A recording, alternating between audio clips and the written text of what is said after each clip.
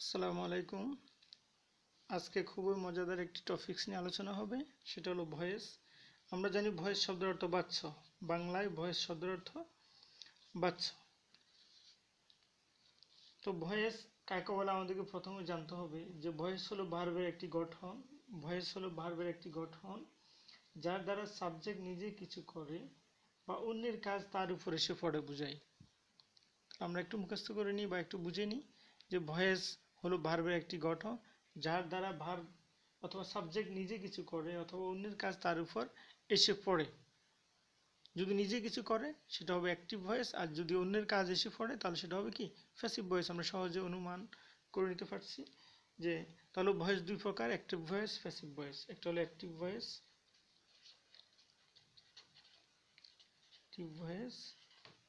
আর দুই নম্বর হলো passive voice.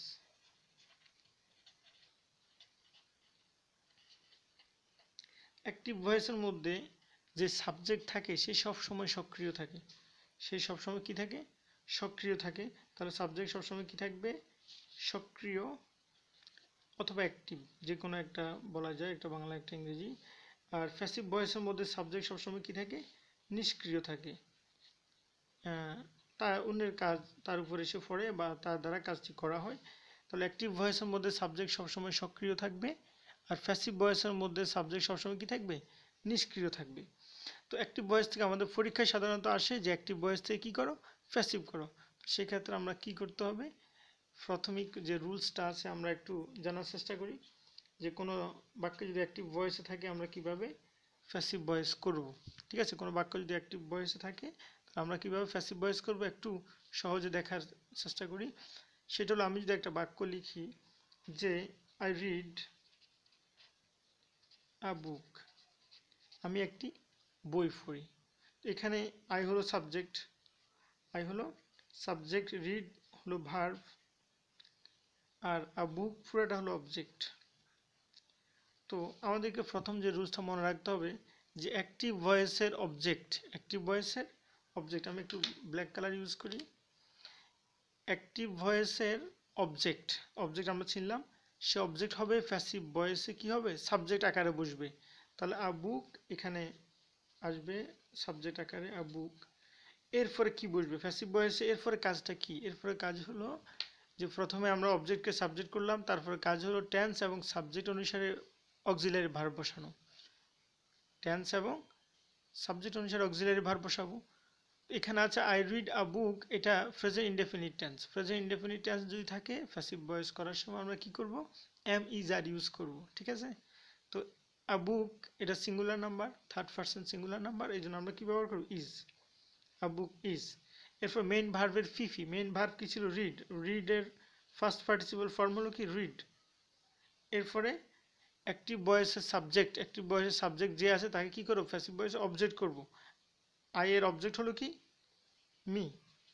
হ্যাঁ, এর আগে একটা বাই বসাবো, কি বসাবো? বাই বসাবো। তাহলে আমরা কি শিখলে যে অ্যাক্টিভ ভয়েস থেকে প্যাসিভ ভয়েস করতে হলে প্রথমে কি করতে হবে?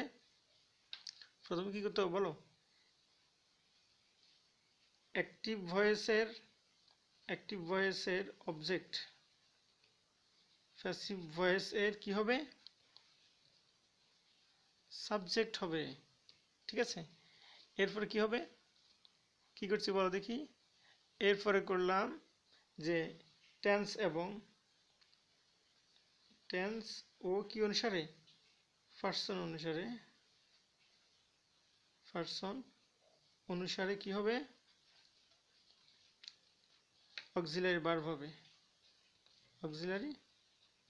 হবে। ঠিক আছে, এরপরে মেইন ভার্বের কি হবে? মেইন ভার্ব এর ফিফি হবে, মানে ফার্স্ট পার্টিসিপল ফর্ম হবে। ঠিক আছে, দেন কি হবে? বাই যুগে অবজেক্ট হবে। বাই যুগে কোন অবজেক্ট? অ্যাক্টিভ ভয়েসের সাবজেক্ট কি হবে? প্যাসিভ ভয়েসে অবজেক্ট হবে। তাহলে আবার বলছি যে অ্যাক্টিভ ভয়েসের অবজেক্ট প্যাসিভ ভয়েসের সাবজেক্ট হবে।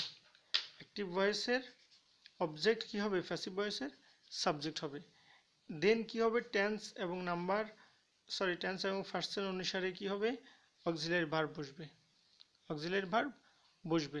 এরপরে যে মেইন ভার্বটা থাকবে মেইন ভার্বের কি হবে ফিফি হবে। শেষে গিয়ে কি হবে বাই যুগ করে আমরা কি লিখব অ্যাক্টিভ ভয়েসের সাবজেক্টকে প্যাসিভ ভয়েসে কি করব অবজেক্ট করব। এভাবে আমরা কি করতে পারি একটা সেন্টেন্সকে অ্যাক্টিভ ভয়েস থেকে প্যাসিভ ভয়েস আমরা করতে পারি। এখানে যেমন করলাম যে অ্যাক্টিভ ভয়েসের সাবজেক্ট ছিল তাকে প্যাসিভ ভয়েসে অবজেক্ট বানিয়ে দিলাম, ঠিক আছে। আবার অ্যাক্টিভ ভয়েসের অবজেক্ট ছিল, এটা কি করলাম যে প্যাসিভ ভয়েসে এনে তাকে সাবজেক্ট বানিয়ে দিলাম, এটা এখন সাবজেক্ট, ঠিক আছে, এটা হয়ে গেছে অবজেক্ট। তাহলে আবার বলি যে অ্যাক্টিভ ভয়েসের সাবজেক্ট প্যাসিভ ভয়েসে অবজেক্ট, অ্যাক্টিভ ভয়েসের অবজেক্ট প্যাসিভ ভয়েসে কি হয় সাবজেক্ট হয়। এরপরে দেখো যেহেতু ভয়েসটাও আমাদের টেন্স নিয়ে কাজ করে সেহেতু আমাদেরকে টেন্স নিয়ে একটু আলোচনা করতে হবে। আমরা জানি যে টেন্স তিন প্রকার, দেয়ার আর 3 kinds of tenses, present tense, fast tense, future tense.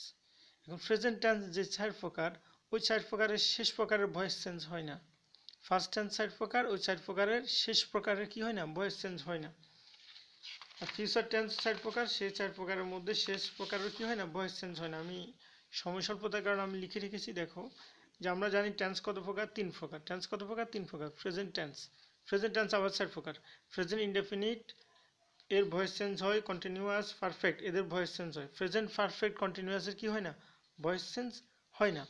এরপর আসো ফার্স্ট টেন্স কি হয় first indefinite, first continuous, first perfect কন্টিনিউয়াসের কি হয় না ভয়েস চেঞ্জ হয় না।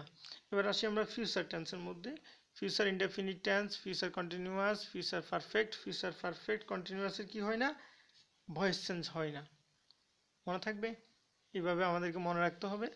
এবং এই ভয়েস চেঞ্জগুলা আমরা একটু অক্সিলারি ভার্বের রূপটা একটু দেখি, ব্যবহারটা একটু দেখি। যদি কোনো সেন্টেন্স প্রেজেন্ট ইনডেফিনিট থাকে আমরা কোন অক্সিলারি ভার্ব ব্যবহার করব। যদি কোনো একটা সেন্টেন্স কি থাকে প্রেজেন্ট ইনডেফিনিট টেন্সে থাকে অ্যাক্টিভ ভয়েসে, আমরা প্যাসিভ ভয়েসে কিভাবে প্যাসিভ ভয়েসের মধ্যে আমরা কিভাবে কি করব অক্সিলারি ভার্বের পরিবর্তন বা অক্সিলারি ভার্ব কিভাবে ইনক্লুড করব। যদি কোনো সেন্টেন্স প্রেজেন্ট ইনডেফিনিট থাকে আমরা প্যাসিভ করতে হলে এম ইজ আর ব্যবহার করব, এম অথবা ইজ অথবা কি আর। যদি প্রেজেন্ট কন্টিনিউয়াস থাকে তাহলে আমরা কি ব্যবহার করব am being, is being, are being, ঠিক আছে। তো আমি সহজে লিখি এম ইজ আর বিং, সহজে সবার জন্য, মানে am being, is being, are being. এখন প্রেজেন্ট পারফেক্ট যদি থাকে, প্রেজেন্ট পারফেক্টে আমরা জানি অলরেডি কি থাকে হ্যাভ হ্যাজ থাকে, তাহলে হ্যাভ বিন হ্যাজ বিন হবে। তাহলে হ্যাভ বিন অথবা কি হ্যাজ বিন।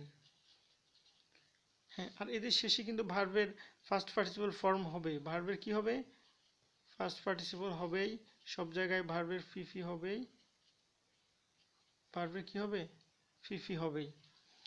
এরপর আসো আমরা জানি যে ফিউচার পারফেক্ট কন্টিনিউয়াস টেন্সের কি হয় না ভয়েসের পরিবর্তন হয় না। এরপর আসো ফার্স্ট ইনডেফিনিট টেন্স, কিভাবে পরিবর্তন হয় দেখো। ফার্স্ট ইনডেফিনিট টেন্স আমরা আগে থেকেই জানি যে ফার্স্ট ইনডেফিনিট টেন্সে কোনো অক্সিলারি ভার্ব থাকে না। আমরা অ্যাক্টিভ থেকে প্যাসিভ করার সময় আমরা কি লিখব ওয়াজ ওয়ার ব্যবহার করব। কি ব্যবহার করব অক্সিলারি ভার্ব ওয়াজ অথবা ওয়ার।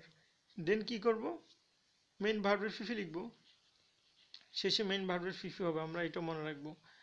এরপরে ফার্স্ট কন্টিনিউয়াস আগে থেকে কি থাকে ওয়াজ ওয়ার থাকে, তো আমরা ওয়াজ বিং ওয়ার বিং লিখব, ওয়াজ ওয়ার বিং, বিইআইএনজি বিং হবে, প্লাস ওই যে বাই যুগে কি হবে মেইন ভার্বের ফিফি হবে, ঠিক আছে।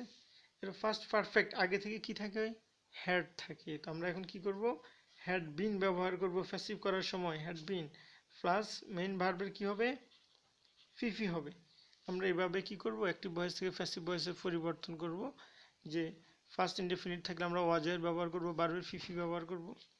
ফার্স্ট কন্টিনিউয়াস আগে থেকে ওয়াজ ওয়ার থাকে তখন আমরা কি লিখব ওয়াজ ওয়ার লিখে ওয়াজ বিং অথবা ওয়ার বিং লিখব, ওয়াজ বিং অথবা কি ওয়ার বিং লিখব।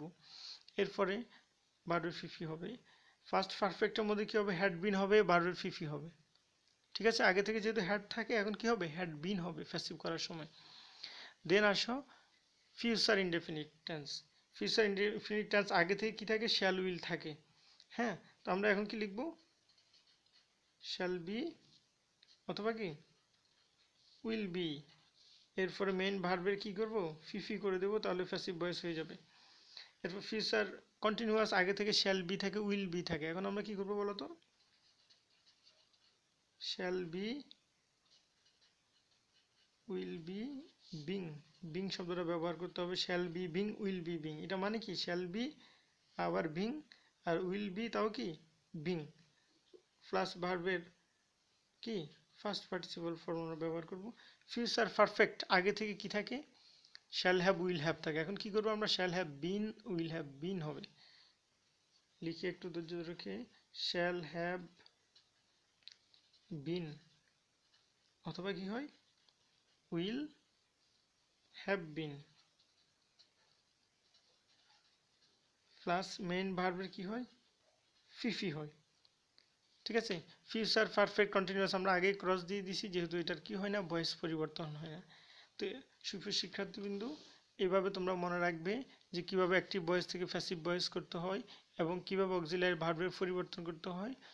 এবং এই অক্সিলারি ভার্বের পরিবর্তন আবার সাবজেক্ট অনুসারে কি হয়, এম ইজ আর, সবার সাথে তো হয় না, আইর সাথে এম হয়, হির সাথে ইজ হয়, দের সাথে আর হয়। এভাবে পার্সন অনুসারেও আমরা কি করব, অক্সিলারি ভার্বকে পরিবর্তন করব।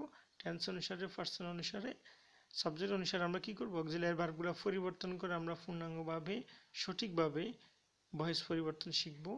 আশা করি আগামী ক্লাসে আরও সুন্দরভাবে এক্সাম্পল নিয়ে আমরা কথা বলতে পারবো। সে পর্যন্ত ভালো থেকো, আল্লাহ হাফেজ।